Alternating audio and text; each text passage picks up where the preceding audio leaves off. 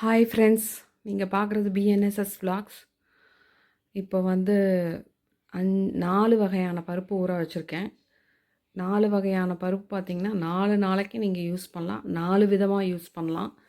நீங்கள் ஊற வச்சு பச்சை பயிரை முளை கட்டி வேக வச்சு சாப்பிட்லாம், இல்லை அப்படியே சாப்பிட்லாம். இல்லைன்னா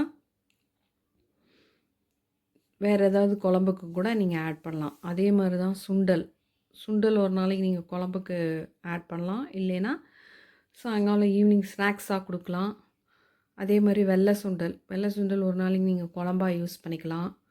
அடுத்தது பார்த்திங்கன்னா இந்த அவரை, இதை வந்து ஏதாவது நீங்கள் பீன்ஸை வந்து ஏதாவது வெஜிடபிள் பிரியாணி செய்யும்போது நீங்கள் ஆட் பண்ணிக்கலாம். அடுத்தது நீங்கள் பார்க்குறது ஒரு குட்டி ப்ரிப்பரேஷன்.